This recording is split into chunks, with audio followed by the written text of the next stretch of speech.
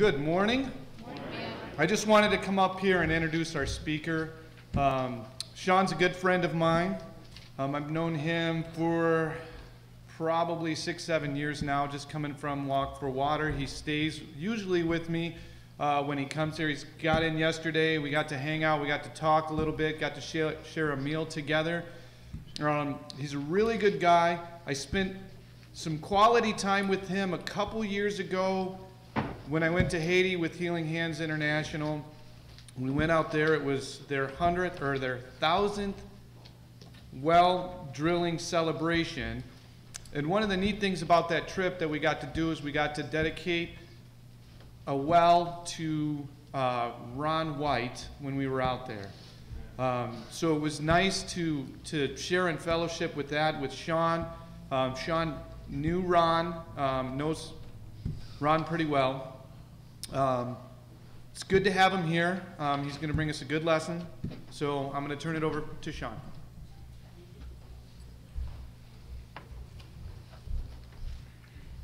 Good morning.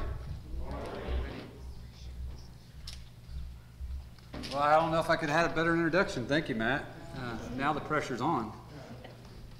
I want to share with you this morning the theme for Walk for Water this year, and then we're going to take that from talking about walk into, I think, a thing that we can all relate to when we talk about the word change. That's a scary word for some of us, change. But before we get into that this morning, for those of you who are like, what in the world is Walk for Water?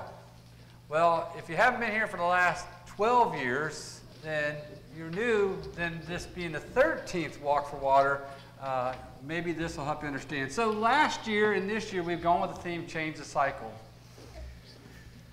And you'll have shirts, and some of you are wearing the shirts, and on the back are 4 icons. And I just want you to look at those real quick, because when you wear the shirt, people ask questions. I don't want you to be like, oh, I don't know, I just wear the shirt, it's comfortable. There's 4 logos on there that I want you to look at. The first one is the need for those who struggle to have water on a daily basis. That little person silhouette with the bucket turned over is just the daily struggle that those around the world go through that don't have access, easy access to clean water. The icon, as it comes down, and the little arrow points you to 2 little silhouettes walking, and that's what we're doing today. That's what you all have done for 13 years, including today. Then the icon brings you around to that water drop with the nice little squiggly lines, and that represents clean water, which is why we walk for water. And then my favorite is, they are choreographing in the Church of Christ, but the celebration, the dancing that takes place at the well, but also when we rejoice. So maybe this afternoon when you're walking, you get done walking your 4 miles, you might still have energy to celebrate the fact that you're making a difference. But ultimately that is, and I've countless times when I've been to Haiti and other places and I've seen someone at a well, when the water pumps for the first time, or if it's been repaired and flows again, I've witnessed pure joy in that kind of celebration. And then the arrow, obviously the cycle is changed. Now that cycle that we're talking about is the cycle that they get up every morning, every afternoon, they take their journey, they get their dirty water, they get sick, and the cycle starts over and over. But with you all and everyone else helping to change the cycle is broken. And subtly, thus, who are here this morning, obviously here for a common purpose, we give the credit to God, and that's where the arrow points up. So that is what your shirt icon means, and that is what we'll be doing today. But I wanted to show you, just for those of you who have not walked before, why we walk. Could you imagine that is your water source? There's a lot of words that can be described, but difficult, insane, dangerous. But guess what's in there? Something we need for life, water. That looks yummy.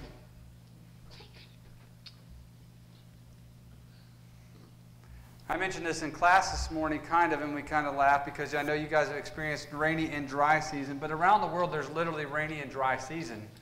That is a riverbed in dry season. And it'll continue, the water will continue to go down. That is a riverbed, meaning in the rainy season, where you see brown is full of water. That is a riverbed. So the struggle is real. But last year, we weren't together, but we were still together. And I just wanted to share a couple of memories from last year. Matt just had to steal the attention in that picture. I don't know why. But you all still found a way to walk for water in various locations. It looks like you walked in December in Tennessee with all the gear you're wearing. I don't know. I usually look like that in October when I come up for the walk, and you guys are in shorts, so I don't know. It must have been a little chillier. And there you go. Just a flashback to show you and help you remember the fun. Even though we were apart, you still made that difference. And that is what you walk for. And my favorite picture. We don't usually get that high quality photos back, but in Ghana there was a professional photographer who had taken pictures at some wells. So that is why we walk for water. And the theme is change the cycle. And this morning, though, we're going to go down a different kind of theme with that. We're going to talk about changing the cycle in our lives. And I'm just going to leave that up to the rest of the time. You can see that in the background. But let me ask you this. When Jesus came to this earth, why did he come? You may very well say he came to change the cycle. In the Gospel of John and throughout the Gospels, we read many of accounts where we encounter Jesus going into a situation and bringing change, do we not? Specifically in John chapter 5, where we're going to go to our story this morning to look. If you want to go ahead and flip there, John chapter 5. But right there to chapter before in John chapter 4, Jesus encounters a woman at the well. Brings change to her life, change to that community. Then in chapter 8, as you go on down, you see another encounter where Jesus brings change with the woman caught in adultery. When Jesus encounters us, change must take place. When Jesus encounters us, we have to ask, are we willing to change? Now, I'm going to tell you this. Do you like to change? Do you like change? No. I want you to know, and don't raise your hand and confess this morning, but how many of you did not like the fact that some of your parking spots were blocked off? That is frustrating. Who has blocked my spot? How many of you come into church on a Sunday morning, you look at somebody sitting in your seat? Well, I've sat there for 20 years. That's my seat. I don't change. If I sit on the left side, the preacher looks different. We do not like change. So when we encounter Jesus and he asks us to change our cycle, it's tough. John chapter 5, let's go ahead and flip in our Bibles there. Fitting that a guy who works for an organization that his job is to talk about water would take you to the scene of water. John chapter 5. We're going to read verses 2 through 9, and then we're going to focus on one part of the story. Now there is in Jerusalem by the sheep gate a pool in Aramaic called Bethesda, which has five roof colonnades. In these lay a multitude of invalids, blind, lame, and paralyzed. One man was there who had been invalid for 38 years. When Jesus saw him lying there and knew that he had already been there a long time, he said to him, "Do you want to be healed?" The sick man answered him, "Sir, I have no one to put me into the pool when the water is stirred up. And while I'm going, another steps down before me." Jesus said to him, "Get up, take your bed, and walk." And at once the man was healed, and he took up his bed and walked. In some of your translations, you might have saw the verse 4 that talks about the angel stirring the water. And I'm not going to take us in to really break down what's going on at this pool, but there was a belief, a superstition or whatever, that when the water stirred, an angel would heal the first one in the water. And so for 38 years, this man laid there wanting change. for 38 years. 38 years is easy for me to remember or to understand. I was 38 years old when I got married. So for 38 years of my life, I acted as a, well, not all 38 years, because the beginning of my life, I was dependent on my parents. But for a majority of life, Sean did Sean's way, correct? And we can be set in our ways. We have our ways. So for me, I think, okay, for 38 years, so that's a long time. This guy, though, lays there, wanting change, wanting to be healed. But let's stop and let's ask the question, did he really want to be changed? Let's look at this verse, and I don't know the man personally. I was not alive back then. So maybe he has a different view, but let's just look at it from this perspective in 6 and 7. Verses 6 and 7. When Jesus saw him lying there and knew that he had already been there a long time, he said to him, "Do you want to be healed?" Do you want to be healed? Let us ask that to you. Do you want Jesus to change you? Ask yourself that question. Do you want Jesus to change you? Now, in a second, I'm going to give you the answer, but let's look at his answer, and I'm going to tell you how we sometimes answer that question. But he says to Jesus, "Sir, I have no one to put me into the pool when the water is stirred up, and while I'm going, another steps down before me." You would expect his answer to be what? Yes. But he gives an answer of kind of, well, here's what's going on. When we encounter Jesus and Jesus is challenging us to have our lives changed, do we answer with not a, yes, change my life, Jesus, give me what you're offering, or do we have answers of, well, I'll change my life when I get married. I'll be more committed to you when I have a family. Or when I get to that position in my job, when I get to that point, we have all this, well, when things are right, Jesus, then I can fit you into my life. And I'm not saying that, maybe, we all struggle with that, because guess what? We are human. We are mankind, and guess what? We are selfish by nature. We like our things our way. We love Burger King's slogan, right? Have it your way. I think that's their slogan. Sounds good. If not, I just made a new slogan for them. And we want the comforts of how things are. And so when things come into our lives that make us want to change, it's hard. And here's a man who'd been lame or sick for 38 years. And we think, wow, poor guy. We sometimes encounter this in the work with Healing Hands. We go into a community and we bring them something. And I'll never forget a story that threw me off. And I'm not saying this is always. But there was a community where we put a well in, brought clean water. It was right there. It cut their distance of walking drastically and just made it so much easier. But they didn't like the change, not because they didn't want the clean water, but you know what it took away from? Their daily journey to the water hole where it was a social hour. Clean water that doesn't make you sick. Socializing. Well, duh, take the clean water. Here's a man that's been lame for 38 years. Duh, you want to be healed. Change is hard. So when we say change the cycle, it's easy for us to look at them and say, yes, we want to change their cycle. But how many of us are like, somebody come change my cycle? There's a couple of passages I want to kind of just read this morning. When I think about change and when we encounter Jesus and what he asks us to do, I always think about Romans chapter 12, verse 2 that says, and this is hard, do not be conformed to this world, but transformed by the renewing of your mind.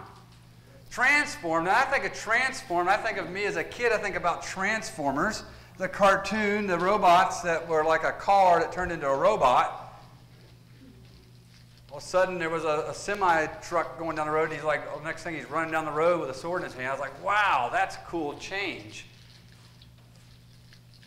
Do not conform to this world, but be changed be transformed. Well, wait a minute. I like the world. I like living in the world. I like the comforts of the world. We're all guilty of that, right? We all partake in the world, in the comforts of the world.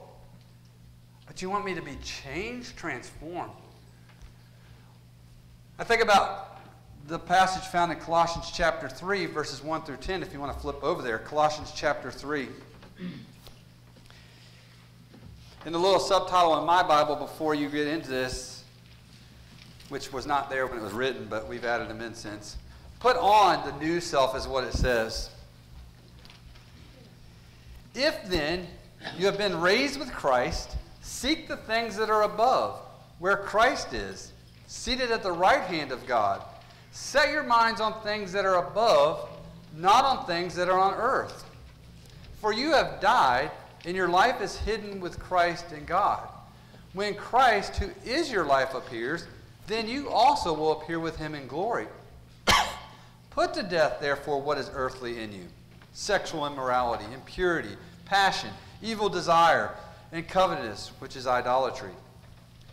On account of these, the wrath of God is coming. In these you too once walked, when you were living in them. But now you must put them all away: anger, wrath, malice, slander, and obscene talk from your mouth. Do not lie to one another, seeing that you have put off the old self with its practices, and have put on the new self, which is being renewed in the knowledge after the image of its creator. You read some of those words and you think, oh, well, I don't get caught up in that. I'm not into sexual immorality or idolatry or whatever. But then you stop and you think, what's holding you back from wanting to change? What is it in your life that you're doing that is comfortable to you, that you enjoy, that is just who you are, that Christ is challenging you to change? And you're like, well, I don't want to do that. But we know that what the end result is when we follow Christ is what? A better life. A hope for eternity. It's all these things that we want, but we don't want to change that cycle, do we? And I speak as a guilty person. I have my comforts. I'm not perfect. I mess up. You know, it said anger. Anybody drive? Well, I don't know how it is here, but I drive in Nashville. We can't drive. Maybe I can't drive and everybody else can, and that's what frustrates me. But something's going on where I get frustrated on a daily basis in my car. And thankfully, that car is surrounded, nobody knows what I'm thinking or what I'm saying. We all have our things in our life that we do, that who makes us up who we are. And then we encounter Christ every Sunday. Every time we're together, we encounter Christ. And he's saying, follow me, change. Change your cycle. And it's like, yes, and we walk out of church, we walk out of that devotional, we walk out of whatever event we're together to walk the water, we're all in unison, and we go back and we get caught up, and guess what? Tomorrow morning we wake up and we're back in our little routine, aren't we?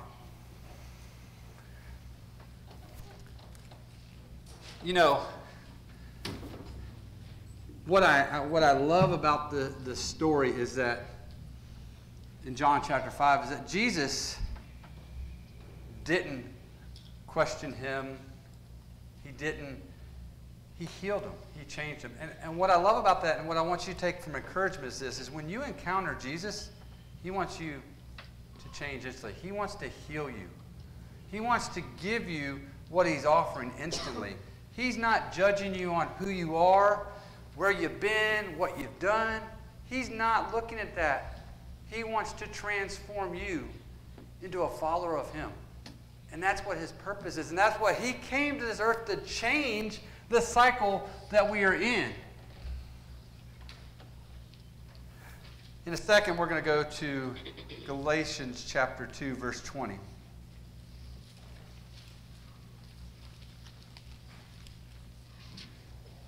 You know, an interesting thing also, by the way, the pool there, the name Bethesda actually means house of mercy.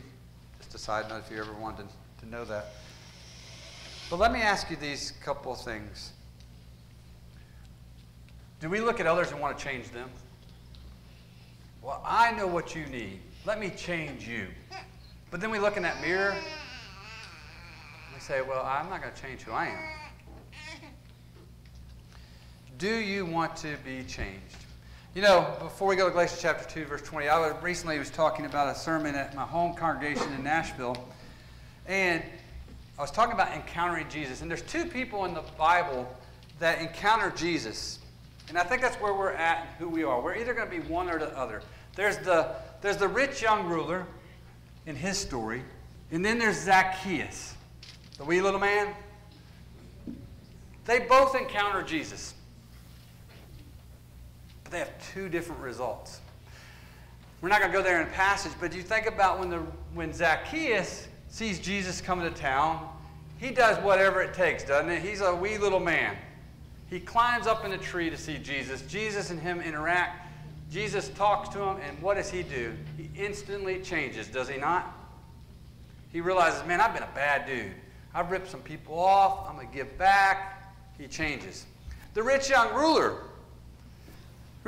seems to be a typical going church guy. From what we hear, you know, I've done all these things, followed your commandments, and Jesus said, well, here, you need to do this. You need to change. And he thinks about it, and what's he do? What's his response? He walks off. Sad, not wanting to be changed.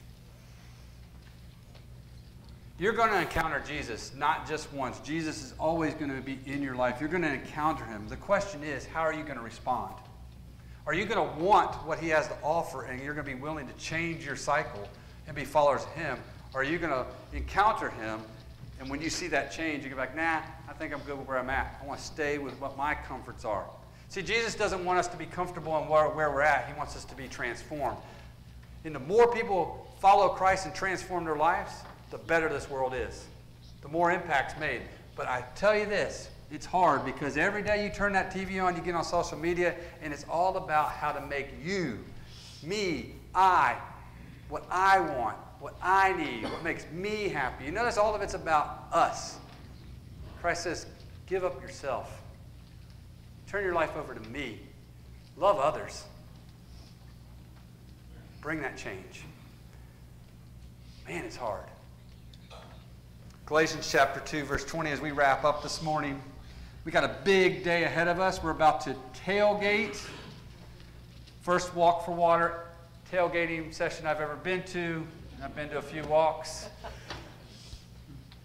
We're going to enjoy fellowship together. We're going to strengthen each other. We're going to encourage each other. And today we're going to stand in unison because we're out to change the cycle for others, but also we can stand here and say, you know what? I love being here and being around my brothers and sisters in Christ because they help me realize that it's the right way to walk. It's the right way to be. But we're going to wake up tomorrow, and guess who's going to be waiting on us in our mirror in our daily lives? Satan's going to say, hey, stick in your comforts. Do what you want to do. It's about you. It's about you, Sean. Everything's about you, Sean. Cater to yourself. Don't worry about others. Galatians chapter 2, verse 20. Here is Jesus calling to what he can do for us. You've read it before.